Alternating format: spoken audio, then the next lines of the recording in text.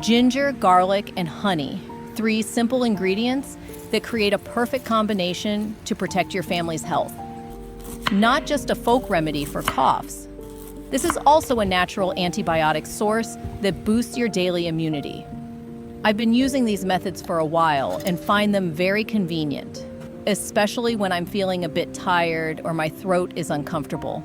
Today, I'll share 2 different infusion secrets, allowing you to be flexible based on your needs and time.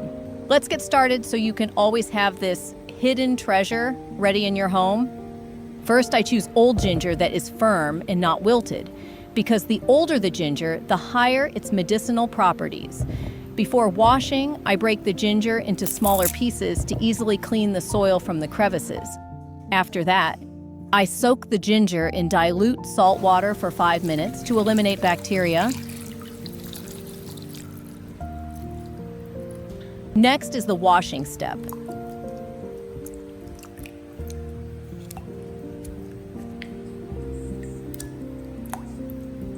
Please note that I do not peel the ginger skin. I only use a knife to remove the damaged or wilted parts of the ginger. According to experts, ginger skin contains many precious essences, so keeping it will yield the best health benefits.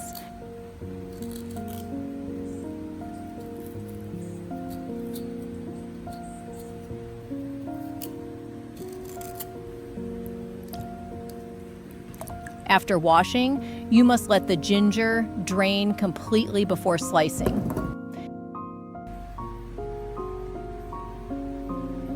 Next, I will slice the ginger into very thin pieces.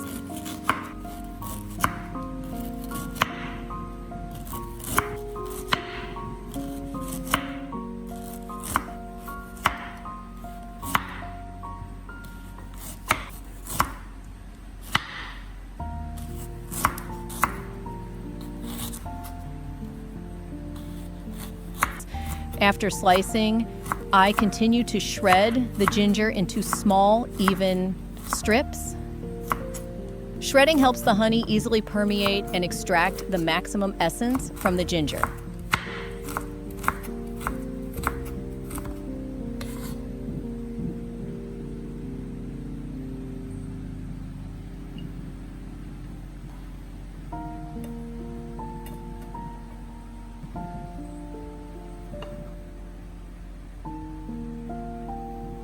Next is preparing the garlic.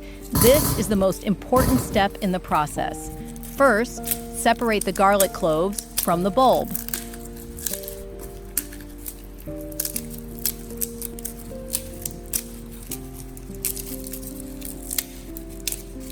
Peeling garlic manually usually takes a lot of time.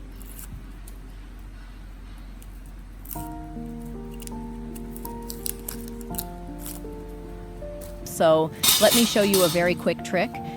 I put the garlic in the air fryer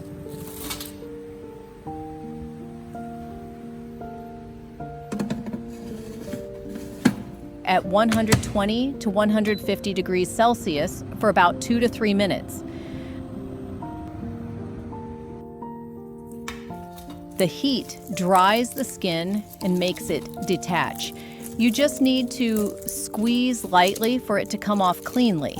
This method keeps the garlic fresh and uncurred, preserving its precious medicinal properties.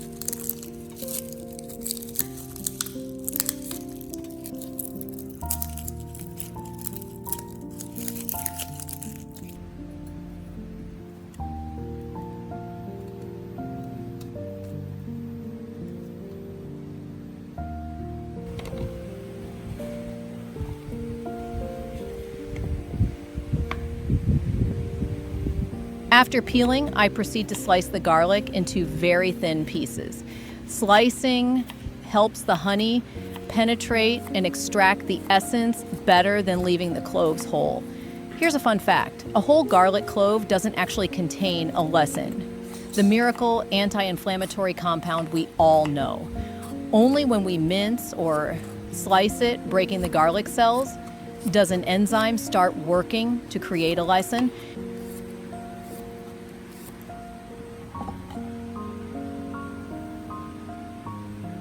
After slicing, I let the garlic rest in the air for about 15 minutes before putting it into the jar. Once the ginger and garlic are ready, I proceed with the soaking process. I put everything into a glass jar that has been cleaned, rinsed with boiling water, and dried completely. To make the jar look appealing and ensure the essences blend well, I layer the ginger and garlic alternately. Keep repeating this process until the jar is full or you run out of ingredients.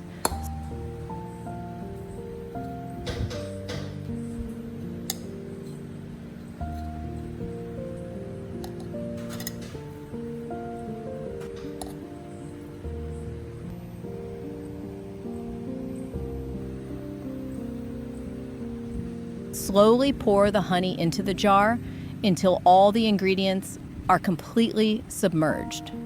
Honey acts as a natural preservative while helping to extract the maximum essence from the ginger and garlic. Then, use a clean spoon to press down gently so all air bubbles can escape. Removing air bubbles will help our mixture stay stable and prevent it from spoiling during storage. I keep the jar in a cool place, away from direct sunlight. After about 7 to 10 days, it is ready to use. During this time, you should occasionally check to ensure the jar remains stable. A standard mixture will have a characteristic pungent aroma, a warm, sweet, and spicy taste, and the honey will become slightly thinner. If you see excessive white bubbles, a harsh sour smell, or mold appearing, the mixture may have spoiled. This is usually because the ingredients were still wet or the honey used was not pure. If you want to save time and use it sooner, I'll share a second method that is very convenient. With this method, you won't have to wait too long while still getting all the nutrients. With the ginger and garlic ingredients already cleaned beforehand. For the garlic, you can leave the cloves whole or just cut them in half if they are too large. This method is simpler because we don't need to slice them as thinly as the first one. Next, I put the garlic into a handheld processor. I'm using a manual pull string chopper. You just need to pull a few times and the garlic will be evenly minced without being crushed. This method is extremely fast and saves a lot of effort compared to mincing with a knife.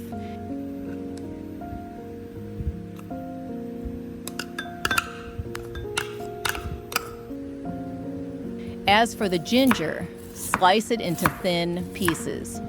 Remember to slice across the grain so the processor can easily cut through the fibers.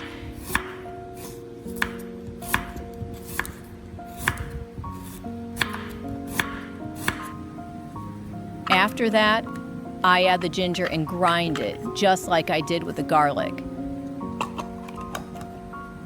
With just a few pulls, the ginger and garlic are blended and evenly minced. The final result will be in tiny, dice-like pieces and, importantly, not crushed into a watery mush.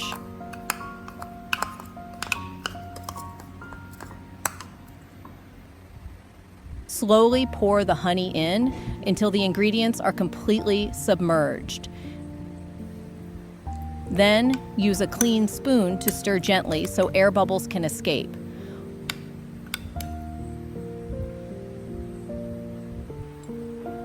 Put the mixture into a glass jar that has been sterilized and dried.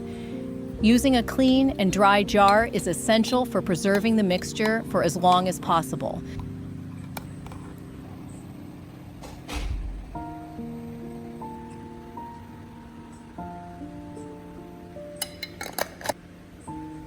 Store the jar in a cool place, away from direct sunlight. In just about 2 to 3 days, it's already ready to start using. Since the ingredients are minced, the essences are extracted much faster. For daily use in the morning, I usually mix 1 tablespoon of the mixture with about 150 milliliters of warm water between 40 and 50 degrees Celsius. This helps boost the immune system and effectively warms up the body. When having a cough or sore throat, I can directly suck on a piece of ginger and garlic, slowly swallowing the liquid to help disinfect my throat. Note that you should not mix it with water that is too hot, as it will destroy the beneficial enzymes in the honey. Some cases require caution. Pregnant women should consume only small amounts. People with gastritis should not drink it on an empty stomach. Instead, take it about 30 minutes after a meal. Those preparing for surgery should stop using it about 2 weeks prior, as ginger and garlic can thin the blood. If you find this method helpful, don't forget to save it for later use, as this is a recipe worth having at home. Do you prefer the sliced or the minced version? Let me know in the comments. I'd love to hear your thoughts. Thank you for watching until the end, and I'll see you in the next video.